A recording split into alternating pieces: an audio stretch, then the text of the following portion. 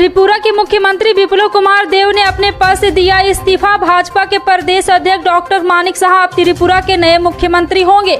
विप्लव देव ने इस्तीफे की वजह 2023 में होने वाले त्रिपुरा विधानसभा चुनाव की तैयारियों को बताया है। नए बदलाव के बाद फिलहाल कुछ विधायकों ने अपनी नाराजगी जाहिर की है। मुख्यमंत्री बनाए जाने के बाद डॉक्टर मानिक साहा के लिए चुनौतियां बढ़ेगी, क्योंकि त्रिपुरा में अगले साल विधानसभा चुनाव है। चुनौतियां इसलिए भी है क्योंकि चुनाव में 1 साल से भी कम समय है। हालांकि त्रिपुरा में नवंबर 2021 में हुए चुनाव में सभी 13 नगर निकायों में बीजेपी को मिली जीत का श्रेय मानिक साहा को ही दिया गया है। 8 जनवरी 1953 को जन्मे मानिक साहा त्रिपुरा के 11वें मुख्यमंत्री बन गए हैं। बिहार में जातीय जनगणना को लेकर जारी सियासत अब राजनीतिक रंग लेने जा रही है। बिहार में जदयू और बीजेपी में इस मसले को लेकर सब कुछ ठीक नहीं चल रहा है। अभी कृषि मंत्री अमरेंद्र प्रताप सिंह के उस बयान को 24 घंटे नहीं बीते जिसमें उन्होंने तेजस्वी के इशारे पर सरकार नहीं चलने देने की बात कही थी। उसके तुरंत बाद उपेंद्र कुशवाहा इस मसले पर मैदान में कूद चुके हैं। मामला अब धीरे धीरे नीतीश कुमार के हाथों से निकलकर जदयू के अन्य नेताओं के बयानों में उलझता जा रहा है। अब बीजेपी पर कड़ा प्रहार करते हुए उपेंद्र कुशवाहा ने कहा है कि बीजेपी की वजह से जातीय जनगणना में देरी हो रही है। जदयू संसदीय बोर्ड के अध्यक्ष कुशवाहा ने यह बयान दिया है कि बीजेपी नेताओं को उकसाने के लिए काफी है। वहीं उपेंद्र कुशवाहा के जवाब पर बोलते हुए बीजेपी नेताओं ने कहा कि उपेंद्र कुशवाहा बिल्कुल गलत बात कर रहे हैं। बीजेपी प्रवक्ता राम सागर सिंह ने उपेंद्र पर भी हमला किया है। और आपको बता दें कि सियासी जानकारों की माने तो उपेंद्र कुशवाहा ने मधुमक्खी के छत्ते में हाथ डाल दिया है। मध्य प्रदेश के सिवनी जिले में 2 आदिवासियों की हत्या मामले में मुख्यमंत्री शिवराज सिंह चौहान ने बड़ा एक्शन लिया है। उन्होंने सिवनी एसपी कुमार प्रतीक को हटाने का निर्देश दिया है। साथ ही घटना वाले इलाके की बादलपार थाना चौकी और कुरई थाने के पूरे स्टाफ को भी हटाने को कहा है। वहीं पूरे मामले की जांच के लिए 3 सदस्यों का विशेष जांच दल बनाने का निर्देश दिया गया है। बता दें कि सिवनी जिले के कुरई थाना इलाके के सिमरिया गाँव में 2 और 3 मई की रात को आदिवासियों की पीट कर हत्या की गई थी। अगर आज आपका ट्रेन से सफर करने का प्लान है तो आपके लिए जरूरी खबर है। जी हां, आपको बता दें कि कहीं जाने के लिए रिजर्वेशन करा रखा है तो यह आपके लिए भी जरूरी है।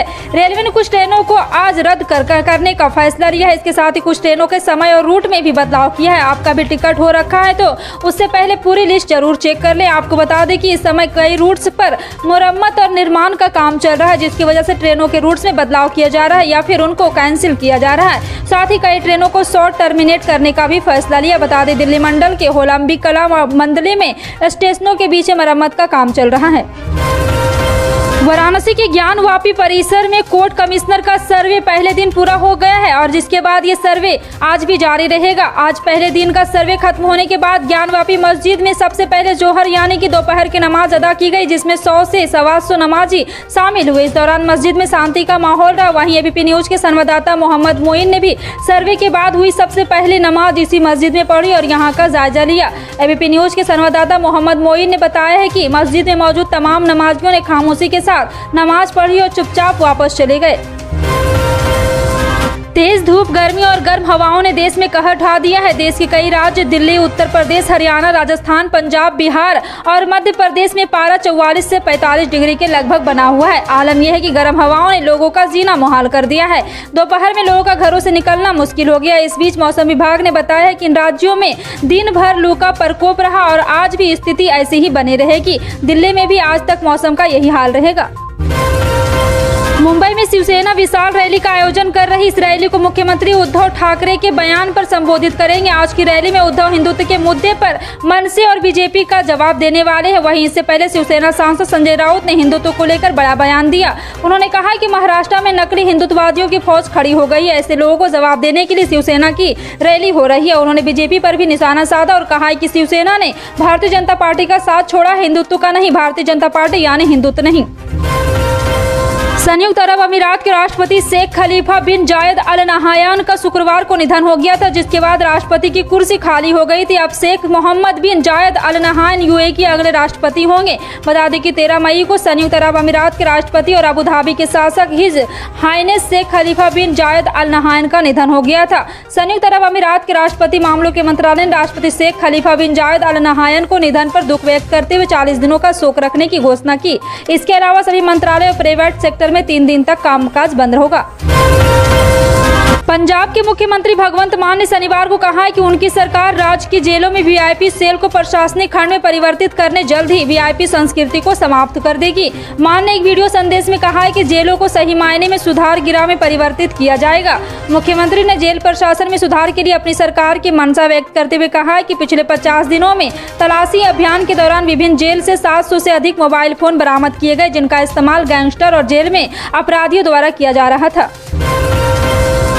आधार कार्ड को लेकर बड़ी खबर सामने आ रही है। मुख्य निर्वाचन आयुक्त सुशील चंद्रा ने कहा है कि सरकार आधार कार्ड को मतदाता सूची से जोड़ने पर नियम जल्द ही जारी कर सकती है। उन्होंने कहा है कि मतदाताओं के लिए आधार की जानकारियां साझा करना स्वैच्छिक होगा, लेकिन ऐसा न करने वाले लोगों को पर्याप्त वजहें बतानी होगी। चंद्रा ने यह भी कहा है कि चुनाव आयोग ने उन 5 राज्यों में टीकाकरण अभियान में तेजी लाने में अहम भूमिका निभाई, जहाँ इस साल मार्च में विधानसभा चुनाव सम्पन्न हुए। उन्होंने कहा है कि अब सुनिश्चित करने के लिए ऐसा किया गया ताकि मतदाता और चुनाव ड्यूटी में शामिल लोग कोरोना वायरस सुरक्षित रहें।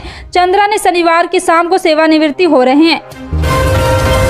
महाराष्ट्र और कर्नाटक के बाद अब अवैध लाउडस्पीकर हटाने की मांग जम्मू कश्मीर तक पहुंच गई है। जम्मू नगर निगम का एक प्रस्ताव लाया गया है जिसमें अवैध लाउडस्पीकर को तत्काल प्रभाव से हटाने की मांग की गई है। जम्मू नगर निगम के मेयर चंद्र मोहन गुप्ता ने बताया कि जम्मू कश्मीर के वार्ड नंबर 3 में पुराने शहर क्षेत्र के पार्षद नरोत्तम शर्मा ने अवैध लाउडस्पीकर के हटाने की मांग करते हुए एक प्रस्ताव पेश किया है। उन्होंने कहा है कि हम इस पर चर्चा करेंगे और कानून के अनुसार निर्णय लेंगे। लाउडस्पीकर की वजह से आवाज में बीमार लोगों, छात्रों और आम आदमी को परेशानी होती है, लेकिन वो किसी से कह नहीं पाते। दुनिया के अजूबों में शामिल ताजमहल के विवाद के बीच एएसआई का दावा है कि इसके नीचे बने 22 कमरों में कोई रहस्य नहीं है। मेंटेनेंस के लिए वो अक्सर इन कमरों को खोलकर साफ सफाई करते रहते हैं। जी हां, आपको बता दें कि आज तक ऐसा कुछ नहीं दिखा जिसे संदेह के दायरे में रखा जाए। ये टिप्पणी अहम है क्योंकि इलाहाबाद हाई कोर्ट ने इन कमरों को खोलने से जुड़ी एक याचिका को खारिज कर दिया है। एएसआई के मुताबिक दिसंबर 2021, जनवरी और फरवरी 2022 में इन कमरों का संरक्षण कार्य किया गया था। इस पर तकरीबन 6 लाख रुपए का खर्च आया था। 2006 से 7 में भी इन तहखानों की मरम्मत की जा चुकी है। उनकी वेबसाइट पर जानकारी भी है। महाराष्ट्र नवनिर्माण सेना यानी कि मनसे के प्रमुख राज ठाकरे 5 जून को अयोध्या में रामलला के दर्शन करने पहुंचेंगे। राज ठाकरे के उत्तर प्रदेश दौरे को लेकर छिड़ी राजनीतिक गहमागहमी के बीच बीजेपी नेता और मुलायम सिंह यादव की छोटी बहू ने मनसे प्रमुख से उत्तर भारतीयों पर अत्याचार न करने का अनुरोध किया है। भारतीय जनता पार्टी के नेता ने ट्वीट कर कहा है कि राज ठाकरे जी, आपका उत्तर प्रदेश में स्वागत है। आप रामलला का दर्शन भी करिए क्योंकि रामलला सबके लिए पूजनीय है, लेकिन मेरा अनुरोध है कि अब आप वापस लौटे तो इस सौगंध के साथ कि आज के बाद उत्तर भारतीयों पर पहले की तरह कोई अभद्र टिप्पणी अथवा किसी तरह का अत्याचार नहीं कीजिए। बसपा के पूर्व एमएलसी और खनन माफिया हाजी इकबाल उर्फ बाला को इलाहाबाद हाई कोर्ट से बड़ी राहत मिली है। कोर्ट ने बसपा के पूर्व एमएलसी और उनके 4 बेटों की अग्रिम जमानत मंजूर कर ली है। इसके साथ कोर्ट ने बेनामी संपत्ति पर सहारनपुर पुलिस की सीज करने की कार्रवाई पर भी रोक लगा दी। यह आदेश इलाहाबाद हाई कोर्ट के justice Vivek Kumar Singh single bench ने दिया है। बता दें कि इलाहाबाद हाई कोर्ट में अग्रिम जमानत की अर्जी पूर्व एमएलसी इकबाल और उनके बेटे जावेद अलीशान, मोहम्मद अफजल और अब्दुल वाजिद की ओर से दाखिल की गई थी। बढ़ती महंगाई के दौर में सरकार ने लोगों को बड़ी राहत देने का फैसला लिया है। अब सरकार लोगों को 3 सिलेंडर मुफ्त में देगी। ये 3 सिलेंडर साल भर में दिए जाएंगे। इससे लोगों को बड़ा आर्थिक लाभ मिलेगा। दरअसल उत्तराखंड मंत्रिमंडल ने बृहस्पतिवार को अंत्योदय कार्ड धारकों को साल में रसोई गैस के 3 सिलेंडर निःशुल्क देने का निर्णय लिया है। मुख्यमंत्री पुष्कर सिंह धामी की अध्यक्षता में देहरादून में हुई राज्य मंत्रिमंडल की बैठक में यह निर्णय किया गया। बैठक के बाद मुख्य सचिव एस संधू ने बताया कि इस निर्णय से प्रदेश के 1,84,142 अंत्योदय कार्ड धारक लाभान्वित होंगे। राज्य में त्रिस्तरीय पंचायत चुनाव के पहले चरण में 21 जिलों के 1127 पंचायतों में शांतिपूर्ण तरीके से शनिवार को शांतिपूर्ण तरीके से मतदान संपन्न हो गया। राज्य निर्वाचन आयोग के सचिव राधे श्याम प्रसाद ने एनडीटीवी ऑनलाइन को बताया कि प्रारंभिक रिपोर्ट के अनुसार पहले चरण में करीब 68% से मतदान के द्वारा अपने मताधिकार का प्रयोग किया गया जानने की संभावना। हालांकि जिला निर्वाचन पदाधिकारी से मतदान को लेकर अंतिम रिपोर्ट मिल जाने की पूरी राज्य भर में पहले चरण में मतदान प्रतिशत का पूरा आधिकारिक आंकड़ा जारी किया गया है। जी हाँ, आपको बता दें कि एक बार फिर से झारखंड में अच्छी तरीके से और पूर्ण रूप से मतदान हुआ है। तमिलनाडु के उच्च शिक्षा मंत्री के पोन मुडी के हिंदी भाषियों को लेकर की गई टिप्पणी पर कुमार विश्वास ने तंज कसा है। पोन मुडी ने कहा था कि हिंदी बोलने वाले तो हमारे यहाँ पानी पूरी बेच रहे हैं। उनके बयान पर पलटवार करते हुए कुमार विश्वास ने फेसबुक पोस्ट में लिखा है कि हम गोलगप्पे बेचकर भी खुश हैं और इसी माँ हिंदी की कृपा से हिंदी की ही कविता सुनाने चार्टर प्लेन से यात्रा करते हुए गोलगप्पे खाकर तृप्त हूँ। जबान ठीक रखोगे भाई तो स्वाद भी ठीक रहेगा। जानिए और क्या कहा। जी हाँ, आपको बता दें कि कुमार विश्वास ने फेसबुक पोस्ट में लिखा, हमारी तमिल मौसी के प्रिय पुत्र भाई के पोन मोदी जी, हम हिंदी माँ के बेटे बेटियों तो हर लाल में और गौरवान्वित हैं कि भारतीय भाषा की यशस्वी परिवार में जन्म लिया है। कच्चे तेल की कीमत फिर से $110 प्रति बैरल के पास पहुंचने की इस बीच सरकारी तेल कंपनियों ने शनिवार को लगातार 38वें दिन पेट्रोल और डीजल के दाम में कोई परिवर्तन नहीं किया। वैश्विक बाजार में कच्चा तेल के भाव एक बार फिर $100 के पार चल गया है, जिसके कारण घरेलू बाजार में पेट्रोल डीजल के दाम में फिर से हलचल देखी जा सकती है। देश में पेट्रोल डीजल की कीमत 137 दिनों की स्थिरता के बाद गत 22 मार्च से बढ़नी शुरू हुई है।